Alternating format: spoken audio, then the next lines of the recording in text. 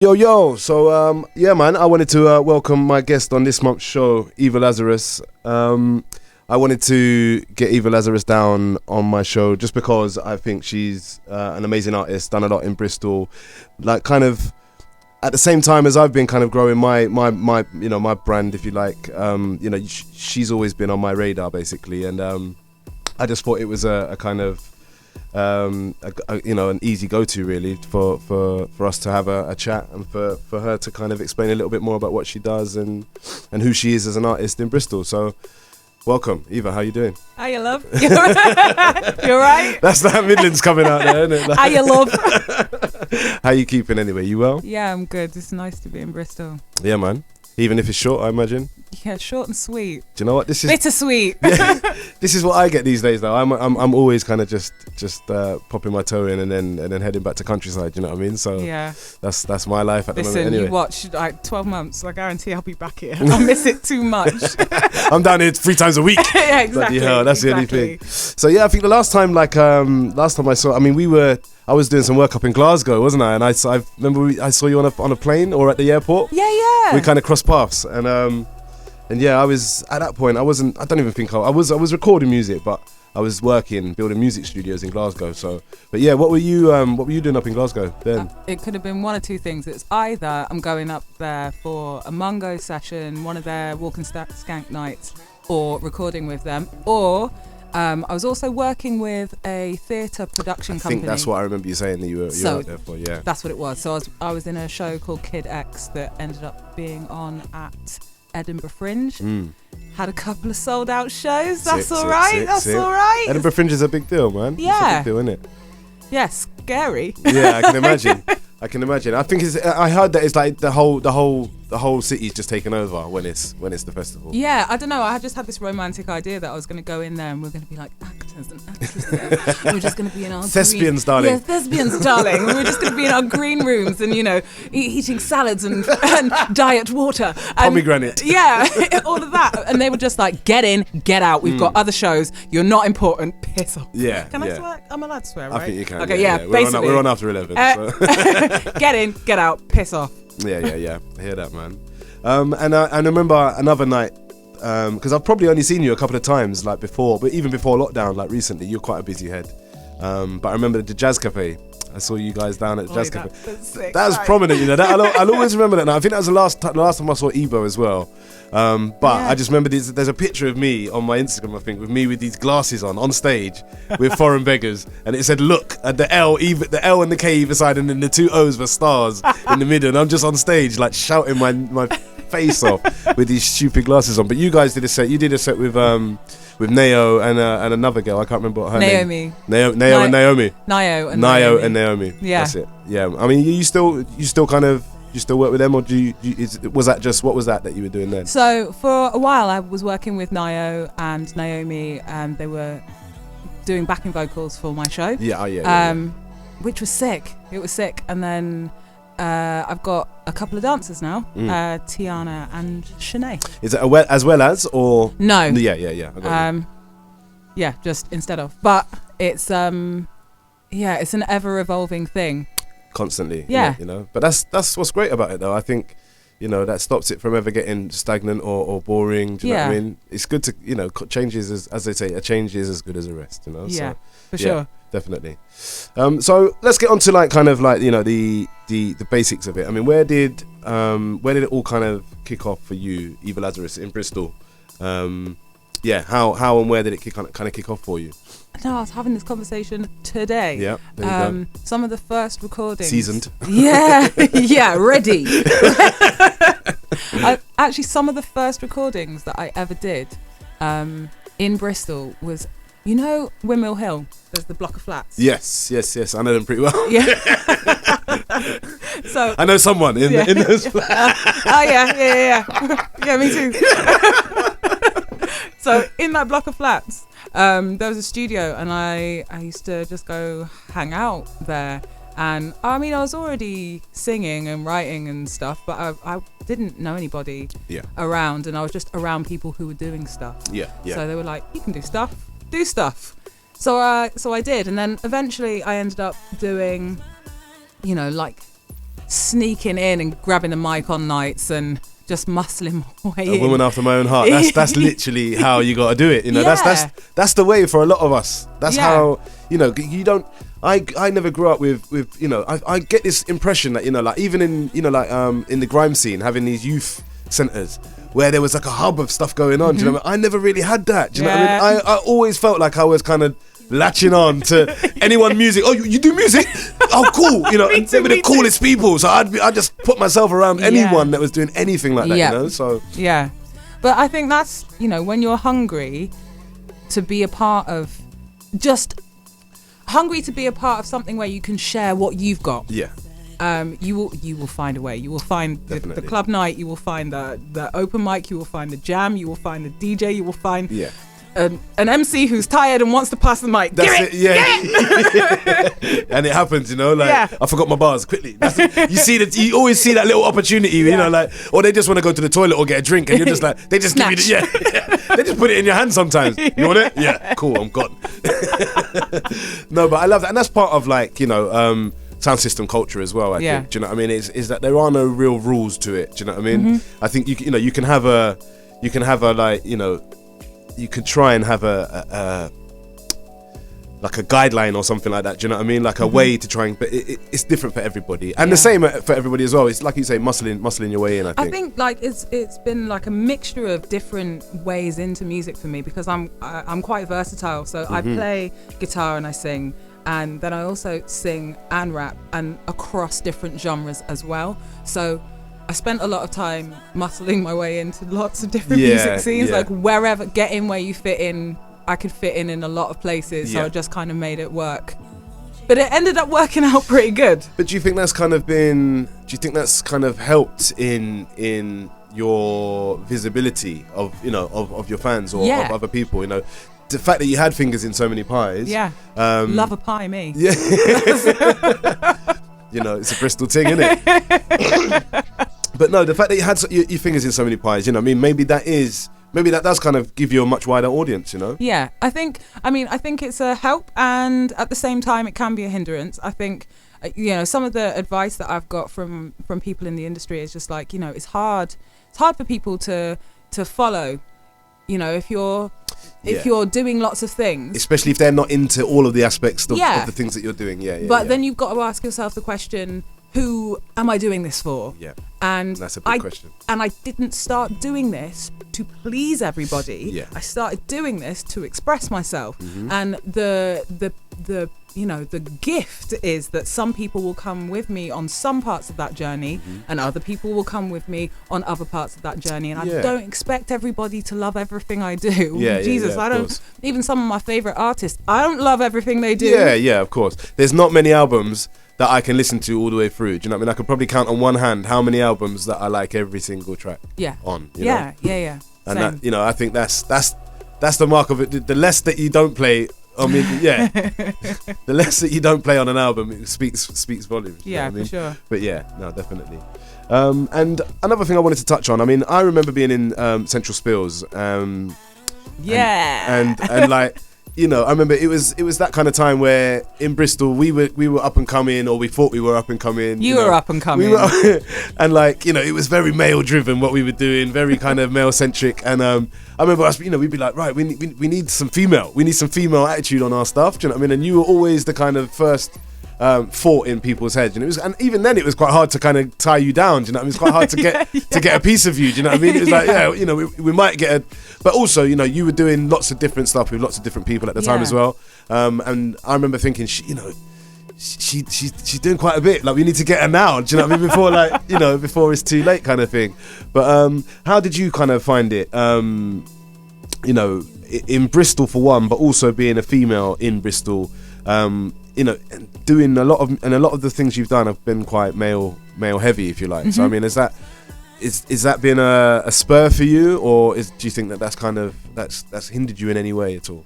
Yes and no. There's pros and cons to everything, I guess, with any job. But I think, you know, I've been really lucky in that, for the most part, the people that I've surrounded myself with are really supportive, nurturing people in, you know, a male-dominated industry. I feel like I've been very lucky.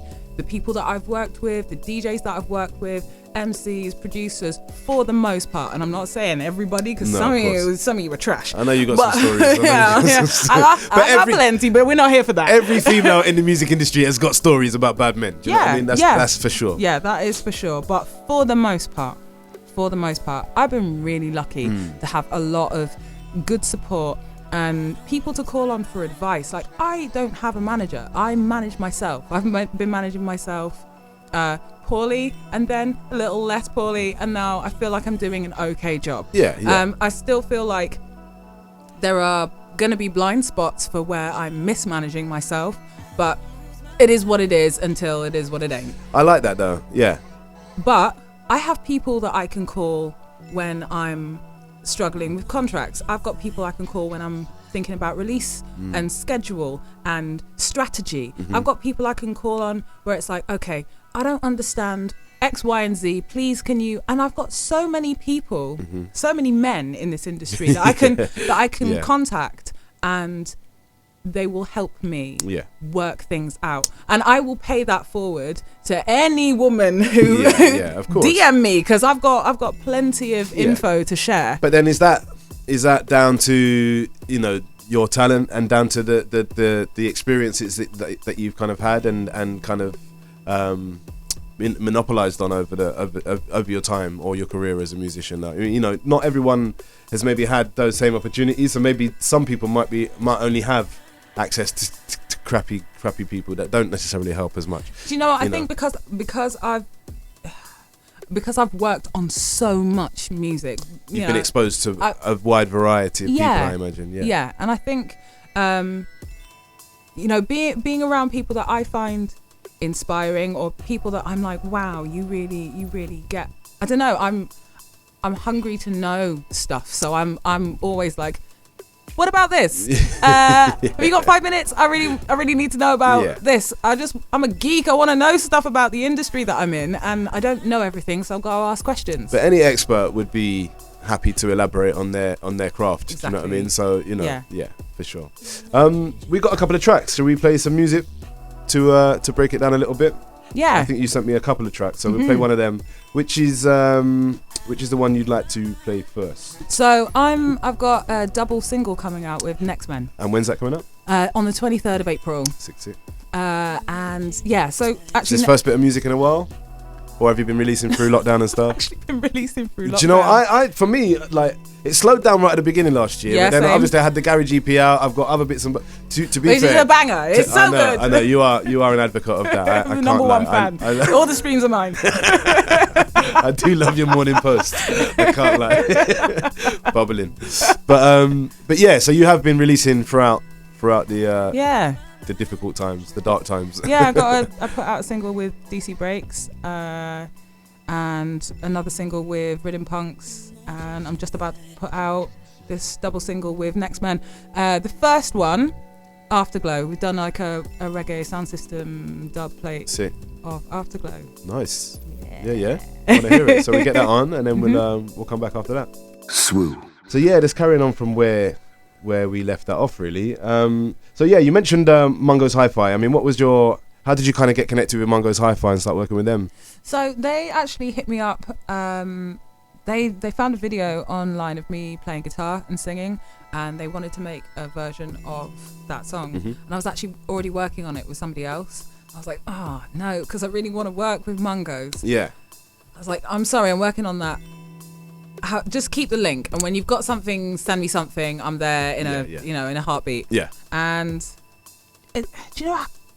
I don't actually think it was the video. They liked the video. Someone sent them a video of me at Lakota spitting over one of their rhythms. Okay, yeah. And at the time, I was only really doing that occasionally. It wasn't like I wasn't going to sound system nights and spitting over like 140. Yeah. I wasn't spitting over that at all. Dubwise. That was not. That's not what I was doing.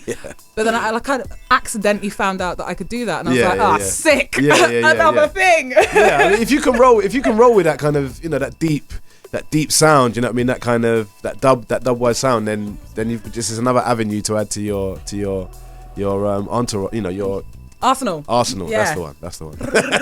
I should know that. That's my team. That's my I don't even know if I should say that, really. I don't even know if I should say that. They are rubbish right now. So anyway, we'll leave it there. On the football. But yeah. So yeah, with regards to, so they liked something that that someone had sent them. So they were like, yeah, we want to work on this song. Couldn't work on it, and eventually they were like, let's get you up to Glasgow. We'll listen to some things, and just let's get you a plane. Come to Glasgow. Just come to Glasgow. So it worked out like this. So I went to Glasgow, went to the studio, but I was up there for a couple of days. So I did studio, did them a couple of dub plates, and played their Walk and Skank night. Sick, yeah. Cram it all in. Their money's worth out of that plane ticket. What do you think of Glasgow? Like, Glasgow's a sick night out, you know. I could live there. I love it. I lived up there like 10 days on, 4 days off for 16 weeks. And I loved it. I went out a couple of nights, but we just went to like pubs and stuff, really. But it's such a nice place, like, you know, and it's so different to what I actually thought Glasgow was going to be. I know that's my own misconceptions, but you know, it is. Yeah, I just wanted to see what you thought of it, because I didn't go to one of our nights out there, but it's sick. It's sick. Was that Mungo's night? Yeah, it's at Berkeley Suite. Yeah. So hopefully that goes back on when everything kind of, because they're massive in Glasgow, aren't they? I mean, they're kind of like, that's their territory, isn't it? They that night that they do the Walk and Skank is on a Thursday. Ram. Is it? It's ram, like ceiling sweat. Student E, or like a good mix? A mix. Yeah. A mix. Nice. But it's without fail, I love playing that night. I love playing that night because people who like us come to that night. Yeah. So it's like strong front and center is like lyrics gang, and that I don't care who you are, that has got to gas you. You're like, shut up, what do you mean? I wrote this in my kitchen and you're singing it to my face. Shut up. That's a mad feeling, isn't it? Yeah, you can't really beat that. Not at all. And I wanted to touch on like lockdown, really. You've obviously had a little one in lockdown. I think you said it's your boy's birthday tomorrow, right? Yeah, tomorrow. Wow. It was my daughter's birthday yesterday, but she's 7 now, and it's just making me feel stupid old, honestly. Like, my boy's got 1 more year of primary school, honestly. Wow. And then, one more after this year, 1 more year. Can you tell me something? Go on. Do you sleep?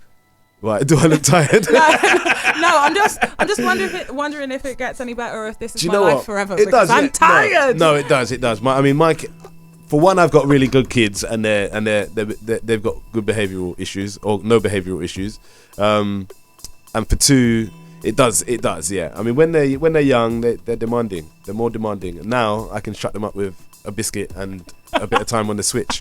Do you know? Sick. I'm writing that down. Biscuits, time on Switch. That's like my shopping list. Trust me. Come at me when you got any issues. I got some. Yeah. Because like he's a handful at the moment. Like he's teething. He wants everybody to know about it. And he's a climber. Yeah. Like, he's just mashing up the items in the house. Everything is just getting trashed. He just wants to climb everything, rip down everything. But that's good. That's personality already, you know? Listen, I have to remove myself to laugh. Because I can't laugh at the things he's doing because I don't want to condone it. Exactly. Exactly. He's so cheeky already. And especially with, the parents that he's got, like... Oh, we're in trouble. We're in trouble. We're in so much trouble. I'm sure he's just fine. I'm sure he'll be fine. Okay, I mean, your optimism. I mean, how was it for you having a baby during lockdown? I bet that kind of came with its own worries. That is wild. Up until lockdown happened 2 weeks before I had Kobe. So up until that point, I was going to one midwife center. I had a birth plan. There was plans. Things were happening. I was going to this hospital. This was my midwife. This was happening. 2 weeks before, they're like, the midwife center's closing. You can't have a water birth because it's dangerous and you might not be able to have your partner with you. So everything just changed. On the day, I spent 4 hours in hospital waiting to go into active labor. Wow. On my own. Serious. No nurse, no partner. I mean, you haven't had a baby, but you've had a baby. I couldn't be on my phone trying to get comfort through like FaceTime. Yeah. I just had to firm it. Like, literally just like. Oh dear. It was wild. But I mean, I'm sad that we haven't got to do the rounds and my baby hasn't been like teeny tiny and held by all of my close people. But the blessing has been I've had a year of uninterrupted I can imagine. That's time with my child, which and you wouldn't have had that much time No. had you. I know you said you had a really busy year planned, Yeah. like 3 months after he was born and that. But even still, like, it's good that you say that is a bit of a blessing in disguise, really, because it would have been difficult to have that much time, really, wouldn't it? So. This has been, it's beautiful to have this much time, like, close up, and he's fascinating. Everything that he does, every eyelash that he owns is like the most perfect thing I've ever seen in my life, and I miss him and I can't wait to go home and be tired around him. But like, it's a weird situation, but I don't know anything different because this is my first child, and I get what I'm given. You're embracing it. You embrace it. No, it sounds, it sounds and looks like that. Yeah. I mean, how do you feel like you're? Maybe it's a silly question because you sound very passionate about. You've always been a passionate musician, but you're very passionate about being a mother as well. My question was going to be, do you feel like your inspiration has been affected at all by not at all any not at all. There's a lot of emotions that a woman goes through, a lot of changes that a woman goes through, and I felt uninspired at times when my kids at points when my kids were born. Do you know what I mean? I had uninspiring moments where I didn't really feel like doing music and stuff like that. But I mean, do you ever get anything like that? Is it the opposite, do you feel? I feel like, the things that I'm tackling with creativity is mainly there is nowhere else to go. So if I need silence in the house to write, it's not like they can go out and like go to a cafe and go to like a soft play, go somewhere warm and entertaining for them. Of course. Like, I just have to try and make it work with everybody in the house. So that's my only trouble. I still want to write. I still feel inspired. I'm just trying to make it work with the space constraints that we have, and that's about it. I've got like 3 songs that I've half written about my baby. They're not finished. I thought I'd have 1,000 finished tunes about my child by now. No. And it hasn't changed my points of inspiration. It's definitely, having a child has made me want to make better business decisions. And that is it. Yeah. More efficient. Yeah. Because you got less time now. Exactly. Time is money. This is what I say, that people ask me about, how I get things done now with all the other things that I'm juggling. But if I got studio time, I got half an hour with Sam Binga to get something recorded. We're going to record it. Backing vocals, ad-libs, everything in an hour. Do you know what I mean? And that's going to go out and go on EP. There's no time for messing about these days. Back in the day, we were in the studio for 10 hours, Catching a vibe. Yeah. I mean, we still catch vibe, but you got to do it. You got to be efficient these days. Yeah, exactly. You kind of touched on a couple of things. You said you got some music. I mean, we're playing a couple of your current rhythms off of the X-Men. Is it just a double? It's a double single release, yeah. And it's just them on the second one as well? Yeah, so they've produced the rhythms, and it's the first one is Afterglow, and the second one is a reversion. They did a song with, so both things are a dub plate. Yeah. They did a track with Gardner and Gentleman's Dub Club. It's Rude Boy, and I've done the girl version of it. Sick. So I've taken a lot of Gardner's flow and flipped it. Sick. It's nice to do stuff like that. I mean, it's fun. It's an easy thing just to kind of and it's fun and easy, isn't it? To when you've already got the kind of the concept and the template there. Do you know what I mean? No, exactly. Yeah, it was sick, and a lot of it was like, I don't know. It almost feels like a collaboration because you're kind of springboarding off the energy and the vibe of the original. Yeah, I loved doing this. Yeah. Well, we've got to do something, man. Yeah. I've always wanted to do something, and it's probably back in the day when there was seven spillions trying to. you know what I mean? It was a bit much, but yeah, man. If you'd be interested in doing something in the near future, let's do it. Let's do it. Overdue. What else have you got coming in the near future? So I've got two albums in the bag. Like sick. All made recently, all like written recently and so stuff. One, I did a crowdfunder just before I released the Mungo's record. So I put the Mungo's album out, and I was like, right, after the Mungo's album, I'm going to put out the crowdfunded record. Yeah. Then I got pregnant. Then COVID. So that mashed up my whole plans. Yeah. And now we're like a year and a half later, maybe like, you know. Oh my God. But I want to tour it. So the album that I've worked on, I've got another album that I've worked on. Dirty Dykes produced the whole thing. It's sick. I am so proud of it. That's coming first. Mm-hmm. So we've just got a couple of little tweaks and things to do, and then it's video time, and then it's go. But that's this year, and then next year will be the crowdfunded thing, which is finished. The productions are by Swindle, they're by Zed Bias, of course, yeah. They're by PCM and Mish, who are over in Haarlem in Netherlands, and that whole thing is like hip hop, soul. I'm rapping, I'm singing, it's live instrumentation, and it's banging, and I can't wait for you all to hear it. Yeah, that's gonna be sick. Showing all of your skills, basically. Yeah. And finally, because we're running out of time, where can people find you and add you and keep up to date with what you're doing? On all the stuff, apart from OnlyFans for now.